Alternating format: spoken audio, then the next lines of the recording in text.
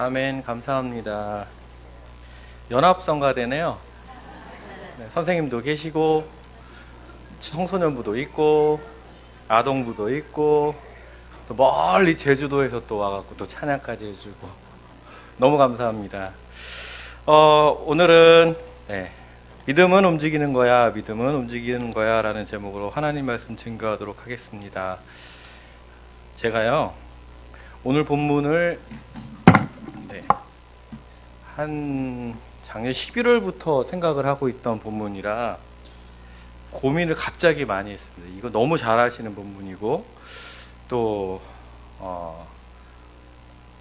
그래서 이걸 그대로 본문을 하면 관심이 없으시면 어떡할까라는, 그래서 갈등하고 고민하고 다른 걸로 좀 바꿔볼까라고 생각하다가 그래도 뭐 준비하던 거니까 그걸 그대로 하자라는 생각에 오늘 본문을 썼는데, 제목을 이 제목 저 제목 왔다 갔다 하다가 믿음은 움직이는 거야라고 유치부 제목을 달아버렸습니다. 보통 어른들은 이렇게 제목 안 달잖아요. 근데 유치부 설교 하듯이 그냥 이렇게 제목을 달아버려서 편하게 들어주시면 좋을 것 같습니다. 오늘은 말레이시아 선교 예배로 예배를 드립니다. 자, 선교란 무엇일까요? 선교. 선교. 우리 오늘 선교 예배를 드리고 있습니다. 이 선교 예배 가운데 진정한 선교가 무엇일까?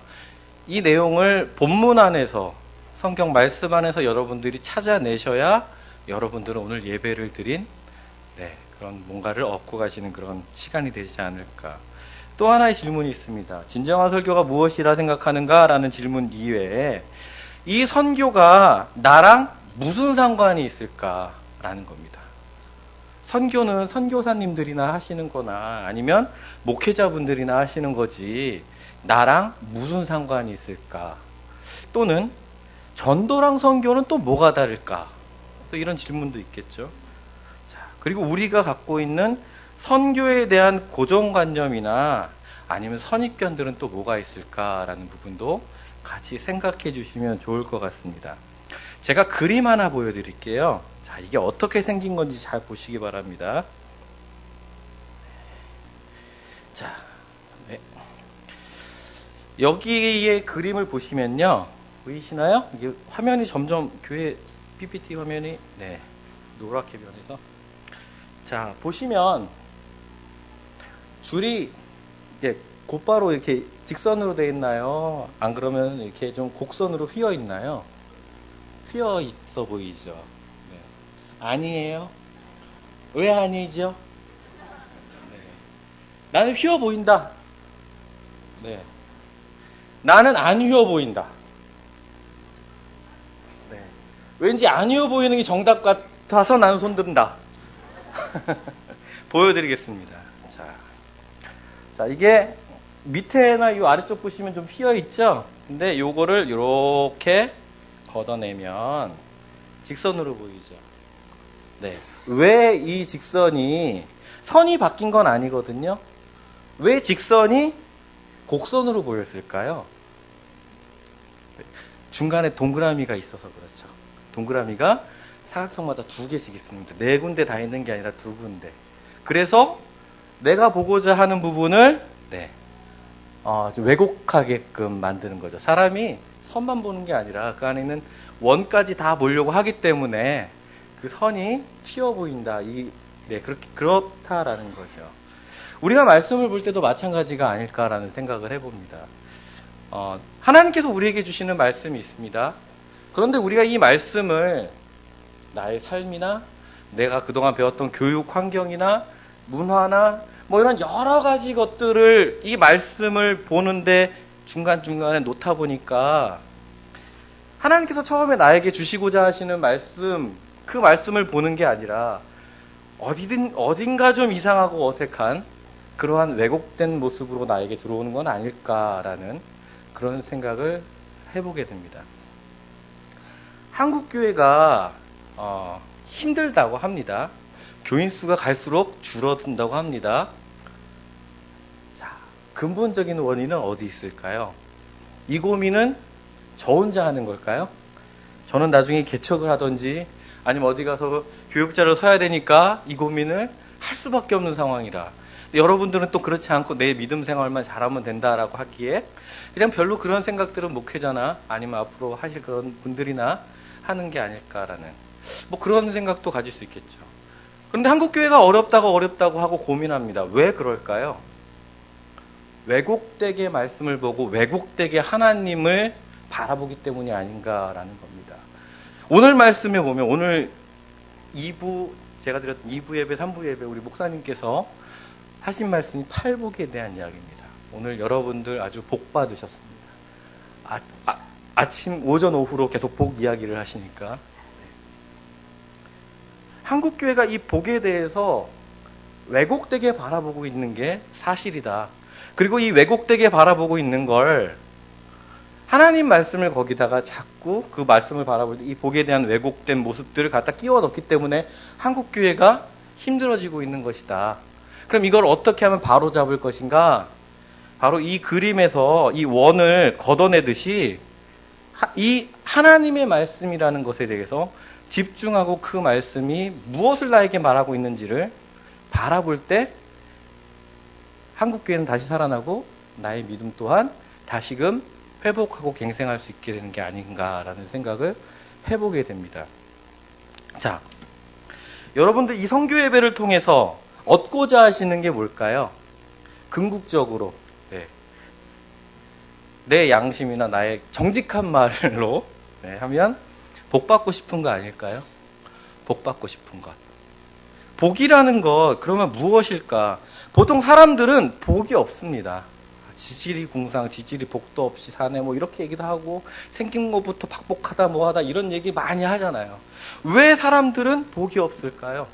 근데 사람들이 우리나라 아까 목사님 말씀에도 동양권 사람들은 그렇게 복을 찾는다고 합니다.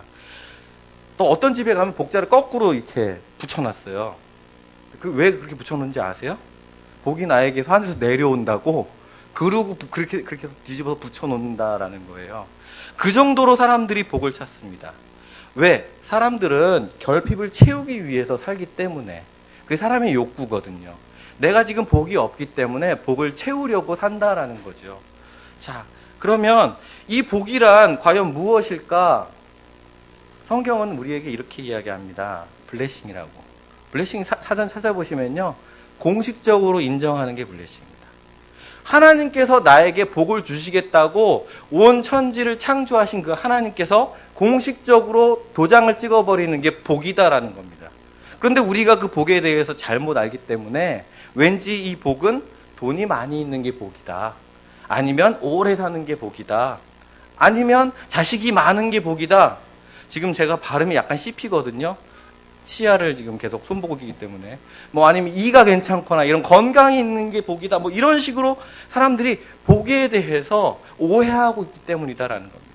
성경에서 말하는 복은 하나님의 승인 받는 것, 내 삶이나 나의 자녀들의 삶이 하나님으로부터 승인받고 사는 것, 잘 될 거다, 확실하게 너에게 줄 거다라는 그 약속을 받는 게 복이다라고 성경 오늘 창세기는 우리에게 이야기하고 계시다라는 겁니다.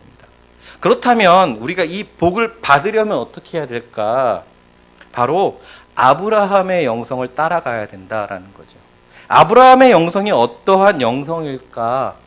바로 오늘 말레이시아 선교 예배랑 다 있다라는 겁니다. 아브라함의 영성은 선교적인 영성이었다라는 겁니다.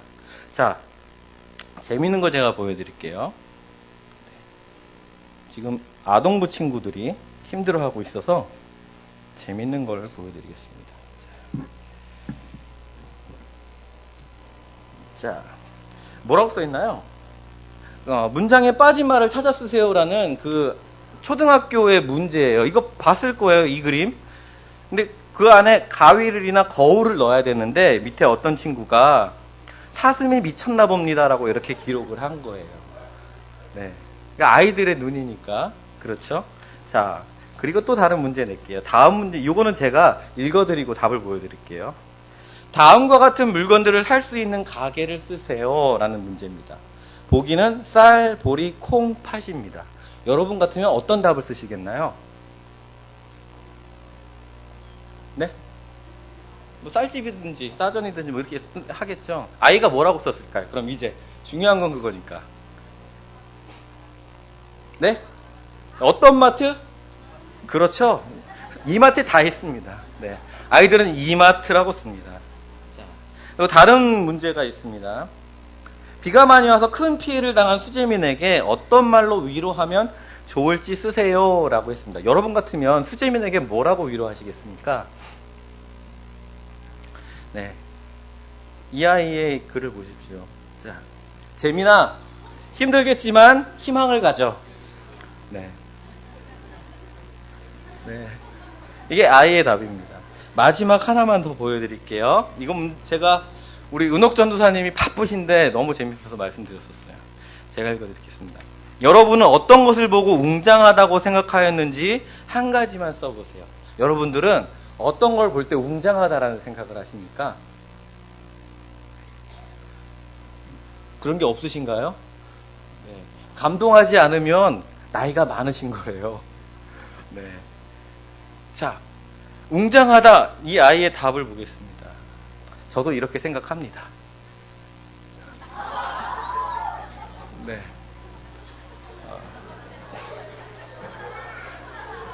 네. 이게 초등학교 아이들의 생각이에요. 네. 여기에 뭐 다른 답들을 갖다 집어넣으려고 하는 건 교육이겠죠.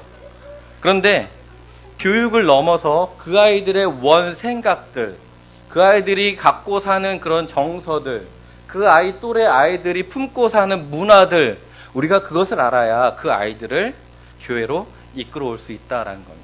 그럼 그것을 알려면 어떻게 해야 될까? 우리가 그 아이들에게 다가가야죠. 엄마 뱃살이라고 쓴 이 아이의 이 답을 이 아이와 가깝지 않다면 이해할 수 있을까요?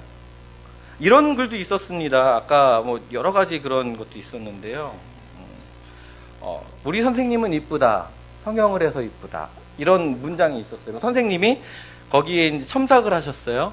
이쁘다는 이건 맞음. 성형 이건 아님. 이렇게 하고 빨간 펜으로 이렇게 체크를 하셨어요. 그러니까 그 아이와 가깝기 때문에 그러한 답들도 이해가 되는 게 선생님의 모습이 아닐까라는 생각을 해봅니다.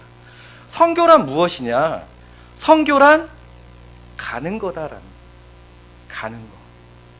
복을 받으려면 가라고 이야기하십니다. 선교 또한 가야 됩니다. 아이들을 선교하려면 아이들에게 가야 되고, 청소년을 선교하려면 청소년에게 가야 되고, 할머니, 할아버지들 선교하려면 그분들에게 가야 된다라는 겁니다. 그런데 그동안의 우리들의 모습은 어떤 모습일까요? 와 보라 아닌가요? 와 보라. 내가 아쉬울 게 없으니까 네가 아쉬운 네가 나한테 와야지라는 거죠. 그러면서 안 오면서 우리는 이야기합니다. 아유 저것들이 몰라도 한참 모르네. 이렇게 이야기를 하죠. 그런데 여러분들 보시면요. 맛집에 가시잖아요. 맛집이 오지 않잖아요. 맛집은 배달 안 해요. 내가 찾아가는 게 맛집이에요. 우리가 그들이 필요한 것을 갖고 있을 때 그들이 우리에게 오는 겁니다. 그리고 그들이 필요한 게 무엇인지 알고 우리가 그걸 해 나갈 때 우리 교회가 부흥을 하는 것이다 라는 겁니다. 그러려면 어떻게 해야 될까? 바로 가야 된다라는 겁니다. 그러면 갈 때는 어떻게 가야 될까? 두 가지 방향으로 갑니다. 하나는 원거리로 가고 하나는 근거리로 갑니다. 원거리는 뭘까요? 오늘 우리가 드리는 이 선교 예배처럼 말레이시아 같은 먼 곳으로, 내 삶과 확 떨어져 있는 먼 곳으로 가는 게 원거리입니다. 그럼 근거리 선교는 뭘까요? 내 바로 옆에. 네, 내가 사랑하는 지희 옆으로. 아니면 아버지 옆으로. 내 자식 옆으로. 그들에게 하나님 말씀을 그들을 이해하려고 다가가는 게 근거리 선교다라는 겁니다. 그러려면 이 선교는 누가 해야 하는 것인가? 바로 교회가 해야 된다는 겁니다. 그리스도의 몸인 교회가 해야 되고 또 하나 바로 개인인 내가 해야 된다는 겁니다. 교회 선교사님들 가서 선교 많이 하시니까 나는 거기에 헌금만 보내면 돼. 제가 방글라데시에 있는 아이를 도와주고 있는데요. 돈만 보내고 있어요. 그 아이가 어떻게 크는지 뭐 하는지 1년에 한 번 그 아이에게 편지만 받는 게 답니다. 그 아이를 생각하고 있는 시간은 바로 그 편지를 받아서 볼 때뿐이다라는 겁니다. 돈도 그냥 자동이체 되기 때문에 그냥 그런가 보다 합니다. 아, 또 빠져나갔구나라는 정도. 그런데 그 부모라면 어떻게 할까요? 이 아이가 어떻게 크는지, 오늘 무슨 신발을 신었는지, 오늘 컨디션은 어떤지 하나하나 다 바라보지 않을까요? 선교란 바로 이런 것이다라는 겁니다. 가까이 다가가는 것. 교회가 나가지만 또 나도 나가야 된다라는 겁니다. 그렇다면 이런 선교를 하기 위해서 우리의 역할은 어떠한 역할이어야 할까? 바로 오늘 성경에서 하나님께서 우리에게 주시는 아브라함 같은 모습이 있어야 된다라는 겁니다. 오늘 말씀을 보면 이런 말씀하십니다. 31절부터 9절까지 이 많은 절수 안에 데리고 떠나라, 가고자 했다, 떠나라, 가라, 따라갔다, 함께 갔다, 떠났다, 계속 지나갔다, 계속 이런 말씀이 계속해서 나옵니다. 어쩜 이렇게 많이 나올까라는 생각을 해봅니다. 아브라함의 영성은 눌러 앉아있는 영성이 아니었다라는 겁니다. 아브라함의 나이가 75세 중요하지 않습니다. 아브라함은 움직였다라는 겁니다. 그럼 무조건 움직이느냐? 아니다라는 거죠. 하나님의 말씀을 받고 나서 움직였다라는 겁니다. 근데 하나님의 말씀은 언제 올까? 바로 복이 없어서 복을 찾아다니는 그 결핍을 통해서 우리에게 오신다라는 겁니다. 내가 건강이 없을 때 하나님이 그 건강을 통해서 나에게 말씀하시는 그 음성을 들어야 된다라는 겁니다. 사람들은 많이 가져야 하나님의 음성을 듣는다고 생각합니다. 그래서 방언도 받고 싶어 하고요. 신유의 은사도 받고 싶어 하고요. 성경도 달달달달 암송하고 싶어 합니다. 하지만 거기에 하나님의 음성이 있는 게 아니라 내가 하나님 말씀을 부족하게 알고 있구나. 내가 결핍 가운데 있구나. 내가 능력이 없구나라는 걸 깨달았을 때 하나님께서는 찾아오신다라는 겁니다. 그 말씀이 어디 있느냐 하면 바로 11장 31절과 32절에 있습니다. 가나안 땅으로 아브라함은 아버지와 함께 가고자 했습니다. 하지만 중간에 하란에서 눌러 앉습니다.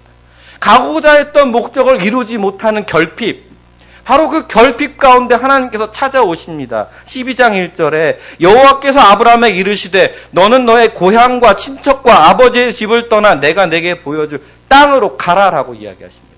이게 결핍을 통한 하나님의 음성이다라는 겁니다. 지금 내가 부족해요. 내 몸이 건강치 못하고 내 자식이 내 마음대로 안 되고 물질도 부족하고 뭔지 어제와 오늘이 점점 발전하는 게 아니라 무너지는 것 같을 때 하나님께서 은혜를 부어주신다라는 것을 깨달으시기 바랍니다. 하나님은 바로 그때 여러분들을 찾아오신다라는 겁니다. 근데 많은 사람들은 오해하죠. 돈이 많은 교회, 사람 많은 교회가 하나님의 영광, 하나님의 은혜가 가득할 줄 알고 있습니다. 그렇지 않다라는 거죠. 거긴 사람들의 목소리가 가득할 뿐입니다. 하나님의 음성을 듣기에 가장 적절한 곳은 바로 베델과 같은 곳. 야곱이 정말 모든 것들 다 버려놓고 외로운 마음으로 의지할 곳 없어 나가는 바로 그곳, 돌베개 베고 자는 그곳이 하나님께서 말씀하시는 곳이다라는 겁니다. 지지난주인가요? 그 교사 대회가 있습니다. 1년에 한 번씩. 그래서 영암교회로 노회 그 교사 대회를 갔는데 김경진 교수님이라고 장신대 교수님께서 오셔서 예배에 대해서 이야기하셨습니다. 그 교수님께서 이야기하신 게 저에겐 굉장히 충격이었어요. 그 교수님께서 첫 번째로 이야기하신 게 그겁니다. 지금은 예배의 전쟁의 시대다라는 거. 어디는 열린 예배다, 찬양 예배다, 또 어디는 또 전통적인 예배다. 각각의 예배들이 있는데 이 예배가 하나님께서 다 받으시는 예배일까라는 질문이었습니다. 여러분들 어떻게 생각하시나요? 전통적인 예배, 아니면 성당에서 드리는 그런 미사 같은 예배, 아니 어떤 예배가 하나님께서 기뻐 받으시는 예배일까요? 근데 그걸 생각하기 전에 그 예배가 내 취향에 맞는 예배는 아닐까라는 생각을 한번 해보신 적 없나요? 이 예배는 열린 예배니까 하나님이 안 받으실 거야. 이 예배는 전통적인 예배니까 하나님께서 이 예배를 받으실 거야 라는 그런 생각 해보신 적 없나요? 하나님께서 언제 예배를 받으시냐라는 건 하나님 약속에 순종하고 하나님께 제단을 쌓고 하나님의 이름을 부를 때 그 예배를 받으신다고 창세기 12장에 적혀 있다라는 겁니다. 그 예배의 모양이 어떤지, 형태가 어떤지에 대한 이야기가 없이 하나님 말씀에 순종하고 그 순종에 하나님께서 주신 은혜에 감사해서 하나님의 이름을 노래로 부를 때, 찬양할 때, 영광 돌릴 때 그 예배를 하나님께서 받으신다라고 창세기에 기록이 되어 있다라는 겁니다. 과연 우리들의 모습이 어떤 모습일까 돌아보시기 바랍니다. 오늘은 말레이시아 이제 선교 예배인데요. 이제 말레이시아에 대해서 잠깐 보도록 하겠습니다. 네. 하나님께서 우리에게 이런 말레이시아나 아니면 이런 여러 가지 선교에 대해서, 지역에 대해서 계속해서 보여주십니다. 여기가 왜 나랑 상관이 있을까? 도대체 저기를 나랑 어떠한 관계로 만드시려고 하는 걸까? 이런 질문을 하기 전에 우리는 먼저 왜 내가 저기다 신경을 써야 될까라는 그런 생각을 해보게 됩니다. 그런데 하나님께서 이렇게 이야기하십니다. 많은 사람들 중에서 왜 아브라함을 선택하셨을까? 그리고 아브라함을 선택한 조건은 무엇일까라는 겁니다. 아브라함은 자식이 없었다라는 결핍을 갖고 있었던 사람이고 가나안 땅으로 가려던 계획을 갖고 있었던 사람이 아브라함입니다. 하나님께서 우리에게 열방을 보여주시는 건 그곳에 대한 꿈을 꾸라는 것입니다.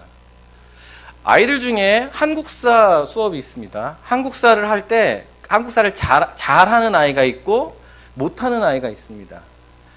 근본적인 이유는 뭘까요? 어떤 아이는 한국사를 왜 잘하고 어떤 아이는 한국사를 왜 못할까요?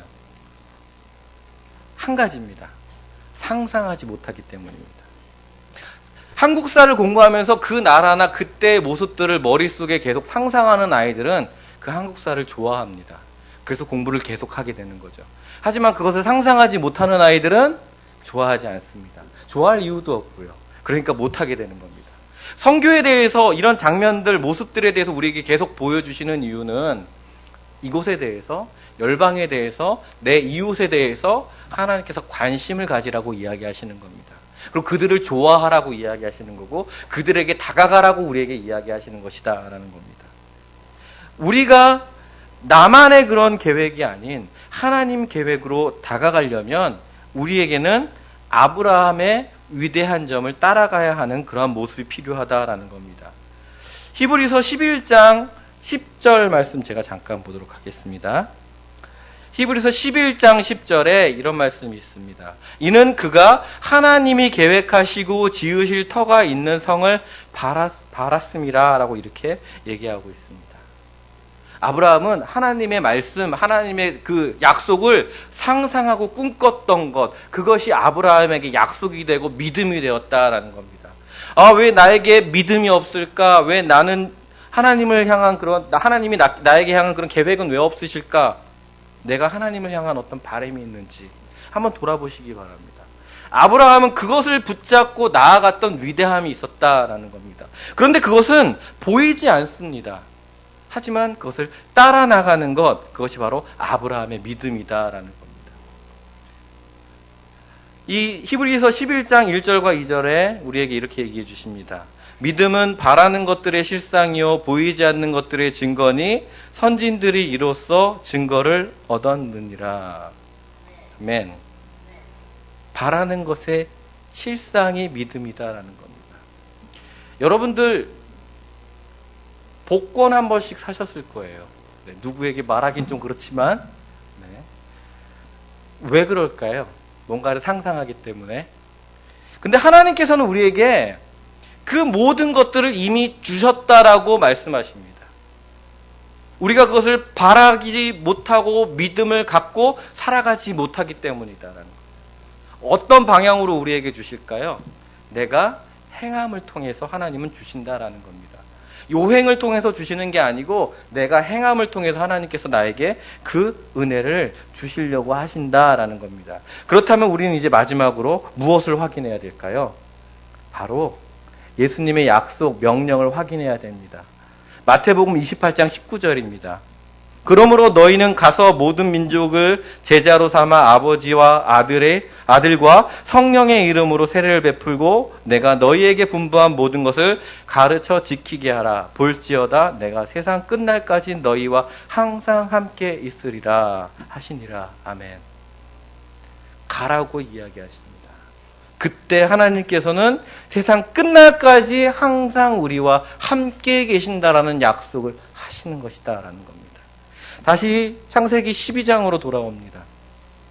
하나님은 우리에게 땅을 주시겠다, 복을 주시겠다, 민족을 이루게 하시겠다 약속하십니다. 그러려면 어떻게 해야 할까요? 그 땅으로 가야 합니다. 하나님께서 우리에게 교회를 통해서 내 삶을 통해서 우리에게 무엇인가를 하라고 계속 이야기하십니다. 그때 어떻게 해야 할까요? 아, 귀찮아. 아, 목사님 왜 2부 예배를 만드셔서 새벽같이 날 나오게 해야 되나? 혹은 왜 새벽 예배 매일매일 나가야 되나? 수요 예배는 또 뭐야? 그냥 일주일에 한 번만 주일만 예배 드리면 되는 거 아니야? 금요일날 밤중에 왜 가야 돼? 이런 이야기들, 이런 질문들 할 수 있잖아요. 그런데 바로 그 자리가 복을 주시겠다고 약속하시는 자리다라는 겁니다. 여러분들을 직분자로 세워주시는 바로 그 자리가 복을 주시겠다고 약속하시는 자리다라는 겁니다.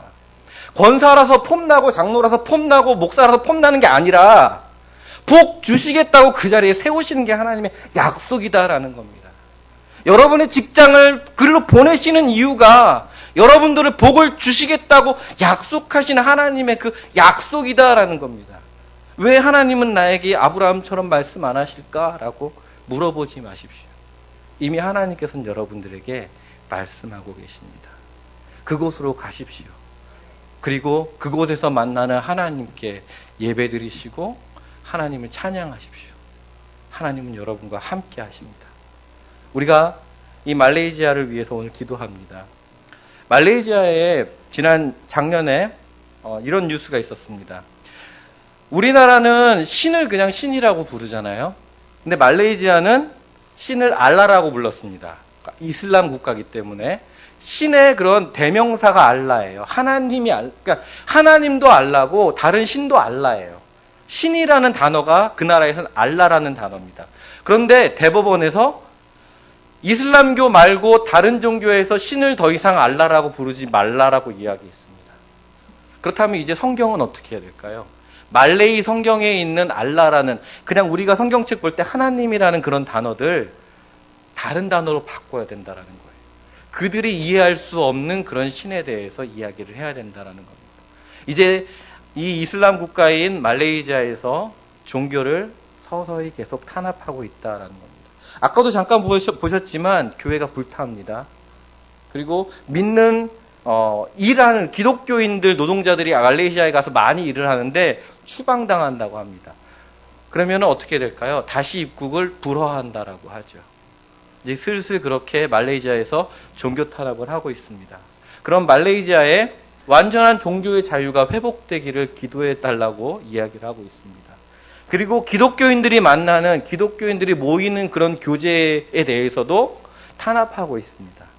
그러니까 교회 안에서만 모이고 니들끼리만 모여라고 이야기합니다. 선교나 전도하기가 어려운 나라가 말레이시아라는 겁니다. 그것에 대해서 기도해 주시기 바랍니다. 그리고 말레이시아 교인들이 여러 가지 방향으로 박해를 받고 있습니다. 친구들 관계라든지 아니면 직장의 문제라든지 이런 여러 가지 박해 중에 있는 말레이시아 교인들에게 격려와 힘을 보내는 축복의 기도를 우리가 함께 했으면 좋겠습니다. 네, 이 시간 하나님께서 나에게 주시는 그 가라 하는 곳,